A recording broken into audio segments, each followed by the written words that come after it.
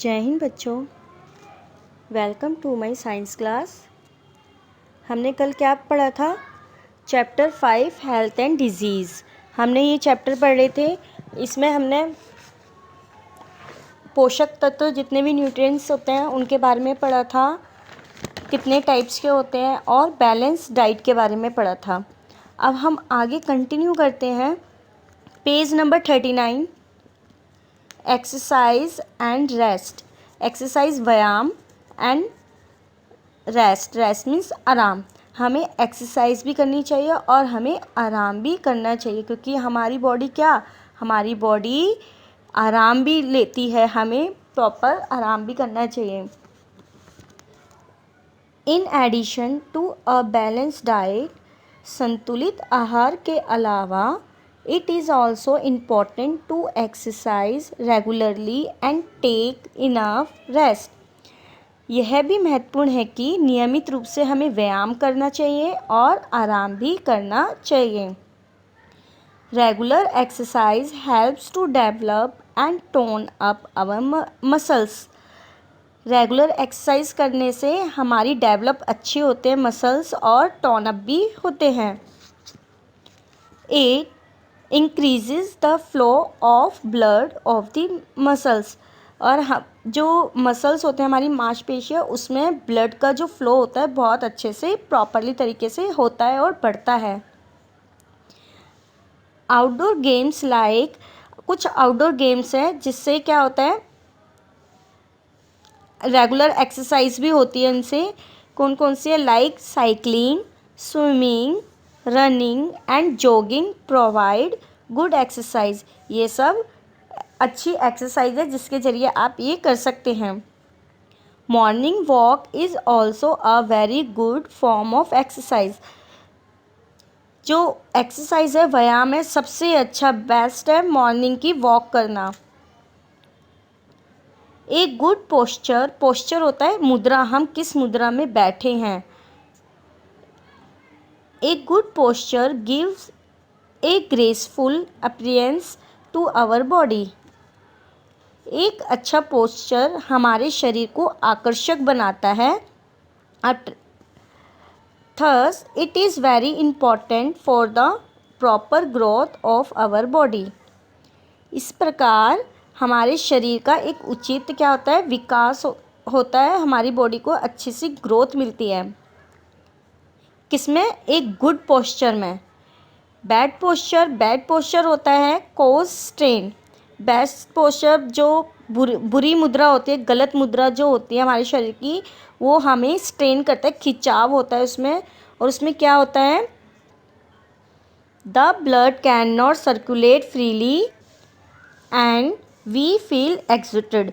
इसमें क्या होता है? The blood can not circular, blood अच्छे से सर्कुलर नहीं होता और हम इससे क्या महसूस करते हैं? थकान महसूस करते हैं।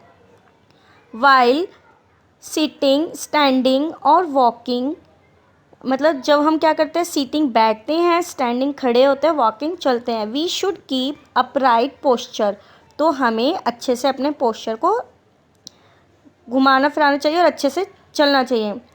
ए sound sleep is necessary to give proper rest to our body. Page number 40, disease होते हैं बीमारियाँ, रोग। Disease is a condition when our body does not function normally. रोग एक अवस्था है जब हमारा शरीर सामान्य रूप से काम नहीं करता। A person suffering from a disease become sick and weak. एक ऐसा पर्सन जो सफरिंग किससे, जो बीमार है, वो क्या होता है? डिजीज़ से, मतलब इन्फेक्टेड है, वो उसको कोई ना कोई बीमारी है, तो वो उससे बीमार और कमज़ोर महसूस करता है। There are 2 kinds of disease. 2 तरह के डिजीज़ होते हैं। एक होते हैं कम्युनिकेबल डिजीज़, एक होते हैं non communicable disease. Communicable disease spread from one person to another. जो कम्युनिकेबल डिजीज़ होते हैं वो कैसे होते हैं? जब हम किसी के संपर्क में आते हैं, मीन्स जैसे आप देखो, मैं आपको अभी का ही एक एग्जांपल देती हूँ। अभी कौन सी बीमारी चल रही है, कोविड-19 चल रहा है, कोरोना चल रहा है। इससे क्या होता है, हम मास्क क्यों लगा के घूम रहे हैं, कहीं भी जाते हैं तो हमें क्यों कहा जाता है कि मास्क लगाओ। तो हम इसलिए कि कोई भी व्यक्ति अगर कोई इन्फेक्टेड है, कोई बीमार है, अगर वो खांसता है या छींकता है, स्नीजिंग करता है, तो उसके जो रोगाणु है, जो जर्म्स है, वो हमारे अंदर ना आए। तो यही होता है कम्युनिकेबल डिजीज़, कि किसी के संपर्क आने से हमारे अंदर डिजीज़, बीमारियां आ जाती हैं। While non-communicable disease do not spread from one person to another, और जो नॉन कम्युनिकेबल डिजीज़ है वो एक व्यक्ति से दूसरे व्यक्ति में नहीं फैलती। कौन सी बीमारी है जो एक व्यक्ति से दूसरे व्यक्ति में फैलती है, कम्युनिकेबल डिजीज़। अब हम इसी के बारे में पढ़ेंगे कि जो कम्युनिकेबल डिजीज़ हैं जो वो कैसे फैलती है, कैसे हमारे अंदर आती हैं और किन के थ्रू आती हैं। Disease that spread from one person to another are called communicable और इन्फेक्टियस डिजीज़। ऐसी बीमारी जो एक पर्सन से दूसरे पर्सन में फैलती है उसको कम्युनिकेबल डिजीज़ कहा जाता है या संक्रामक रोग कहा जाता है।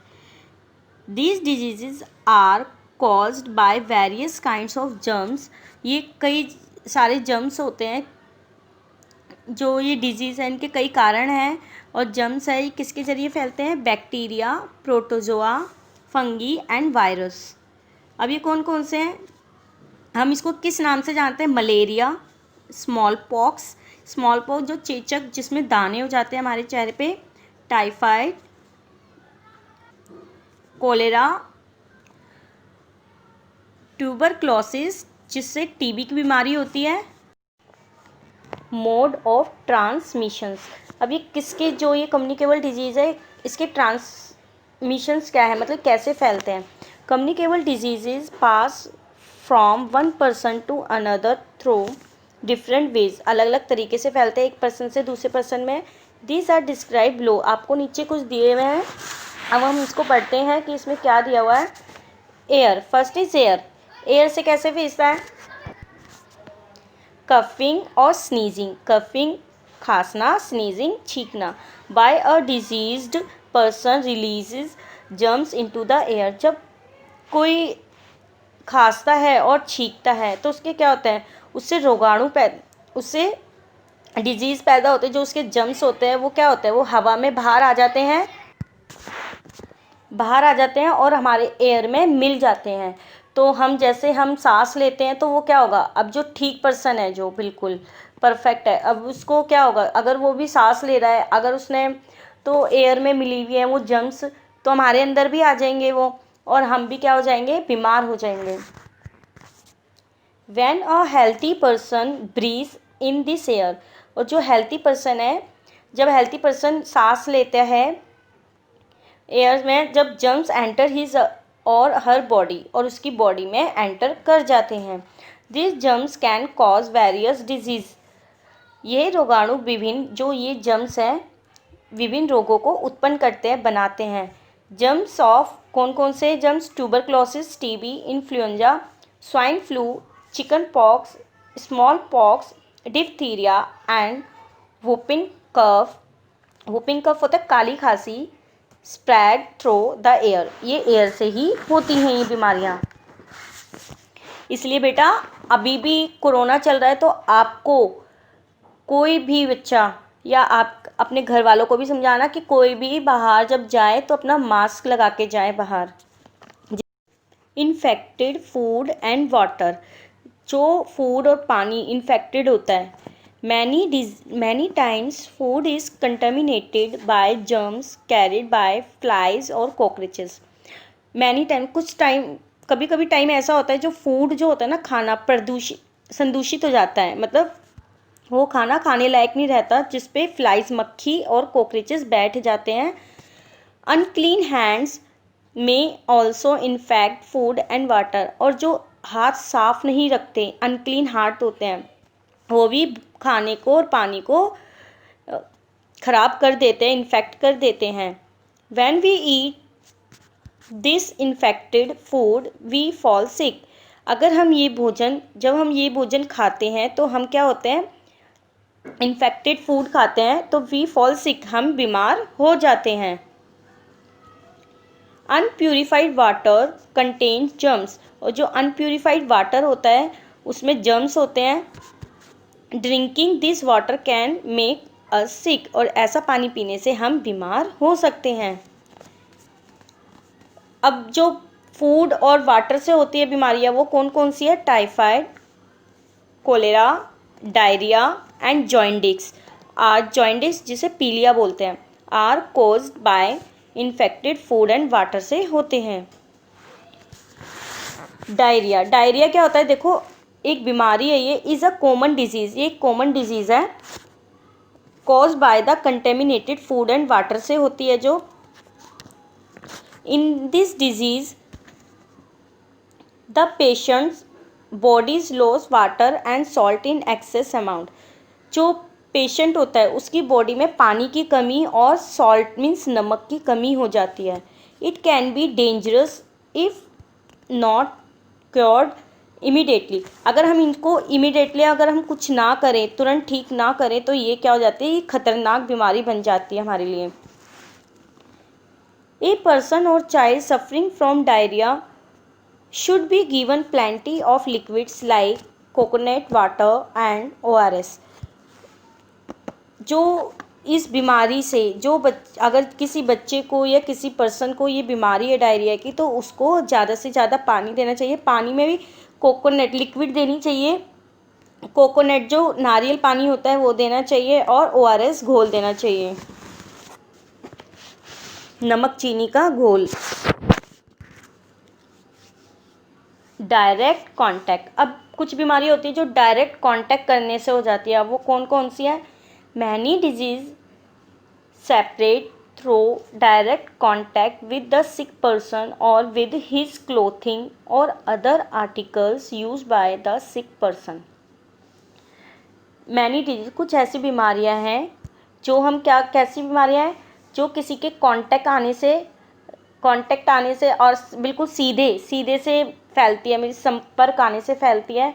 या किसी जो पर्सन बीमार है अगर हम उसके कपड़े उठा लें या कोई आर्टिकल्स हो जो उसने टच किया हो तो तब भी हम बीमार हो सकते हैं। Disease like chicken pox. कौन कौन से? चिकन पॉक्स, जैसे बोलते हैं ना किसी को चिकन पॉक्स हो रहा है, माता निकली हुई है, तो उसमें क्या होता है, तो अगर हम बोलते हैं ना उसको अलग से रखते हैं कि उसके पास कोई मत जाना, कि अगर हम उनके पास जाएंगे तो हमें भी हो जाएगा। Measles and common cold. Common cold जो आम सर्दी चलती है, जैसे हम खांसी वगैरह नॉर्मल जो चलती है जब सीज़न चेंज होते हैं, तो बोलते हैं ना हैंकी, अपना हैंकी यूज़ करे करो, तो उनके संपर्क आने से भी वो फैलती हैं। Are spread through direct contact. Insect bite, कीड़े के काटने से। Disease such as malaria, dengue fever, sleeping sickness means नींद की बीमारी, and yellow fever are cause by insect bites. ये किसके काटने से होते हैं? इंसेक्ट के काटने से होती है। सम इंसेक्ट्स सक ब्लड। कुछ जो इंसेक्ट होते हैं वो क्या होते हैं? खून चूसते हैं। When a mosquito bytes a person suffering from malaria. अगर एक पर्सन है जो मलेरिया से पीड़ित है, ठीक है, जिसको मलेरिया हुआ है, अगर मच्छर उसके क्या करेगा? It Shakas the blood that contain the germs of malaria. अगर जो एक मच्छर है उस मलेरिया वाले पर्सन को क्या काटेगा तो उसका जो ब्लड है वो चूसेगा। और अगर वो मच्छर किसी जो स्वस्थ पर्सन है, हेल्थी पर्सन है, उसके ऊपर जाके बैठेगा और उसका भी ब्लड चूसेगा, तो क्या होगा? जो भी जर्म्स आए हैं मच्छर से, तो वो उसके ऊपर, जो हेल्थी पर्सन है उसके ऊपर आकर बैठ जाए, मतलब उसके अंदर चले जाएंगे जब वो उसका ब्लड चूसते हैं, और वो भी पर्सन बीमार हो जाएगा। These germs are passed on the healthy person when the infected mosquitoes bites him or her. These germs can cause malaria in the healthy person. और हेल्थी पर्सन को भी मलेरिया हो जाएगा। प्रिवेंशन ऑफ कम्युनिकेबल डिजीज़, अब इनको रोकने के, अब हम देखेंगे इनको कैसे रोक सकते हैं इन बीमारियों को। The spreading of communicable disease can be prevented by taking following precautions, हम कुछ प्रिकॉशंस ले सकते हैं इन कम्युनिकेबल डिजीज़ को रोकने के लिए। आपको नीचे कुछ दिए हुए हैं, हम उनको रीड करते हैं। Keep your self and your surrounding clean, हमें अपने आप को और अपने चारों ओर जहाँ हम रहते हैं उस वहाँ पे साफ़ सफाई रखनी चाहिए। Use disinfectants in the houses to kill germs, हमें घर में कुछ ऐसे कीटाणुनाशक दवाइयाँ रखनी चाहिए जो जर्म्स को मार सकें। All food articles should be properly covered to keep away from dust and flies, हमें जितने भी फूड आर्टिकल्स हैं, जैसे हम फ्रूट्स लाते हैं, वेजिटेबल्स हैं, हमें उसको कवर करके रखना चाहिए, ढक के रखना चाहिए और ऐसी जगह रखना चाहिए जहाँ पे डस्ट ना हो और मक्खियाँ नहीं आए। 4. Boiling drinking water and store it in clean, हमें हमेशा पानी कैसा पीना चाहिए, बॉयल करके पीना चाहिए, गर्म करके पीना चाहिए। कवर्ड कंटेनर, और कंटेनर बर्तन में कवर करके रखना चाहिए। Boiling can kill the germs present in the drinking water, जो उबला हुआ पानी होता है, जब हम पानी को उबालते हैं उसके जर्म्स मर जाते हैं और वो पानी बिल्कुल साफ़ हो जाता है और जिससे हमें नुकसान नहीं करता। मॉस्किटोज़ ब्रीड इन स्टैगनेंट वाटर, मच्छर स्थिर पानी में पनपते हैं, मतलब स्थिर पानी में होते हैं, बिल्कुल जो रुका हुआ पानी होता है। Remove water from water coolers when they are not in use, हमें वहाँ से पानी बिल्कुल ही साफ़ कर देना चाहिए, कूलर में से साफ़ कर देना चाहिए और वहाँ पर भी जहाँ पे पानी को यूज़ नहीं होता। अब देखो, आपका बारिश वाला मौसम है तो आपको क्या करना है, आपको अपने आसपास पानी इकट्ठा नहीं होने देना, और अगर कोई चीज़ में पानी भर जाता है, आप अपनी टेरेस पे देखोगे, छत पे देखोगे, तो वहाँ आपको पानी नहीं इकट्ठा होने देना। Use insect repellents to keep mosquitoes away, मच्छरों को दूर रखने के लिए कीट प्रतिरोपण का प्रयोग करना चाहिए। In case of infectious disease keep the patient in isolation, अगर कोई इन्फेक्टेड पर्सन है उसको हमें क्या रखना चाहिए, अलग आइसोलेशन में उस पेशेंट को अलग रखना चाहिए। आइसोलेशन मीन्स उसको अलग आइसोलेट करना चाहिए। जैसे अभी कोई कोरोना में हो जाता है, होम आइसोलेशन होता है, किसी खाली रूम में उसको छोड़ देते हैं, ऐसे ही जो भी रोगी व्यक्ति होता है उसको होम आइसोलेट कर देना चाहिए, जिससे वह जल्दी ठीक भी हो सके और जो भी घर में रह रहे हैं या कोई भी बाहर से आता है तो वो इन्फेक्टेड ना हो, वो उसके संपर्क में ना आए। आपको मैं कीवर्ड सेंड कर रही हूँ, आप वो कीवर्ड्स अपनी कॉपी में राइट डाउन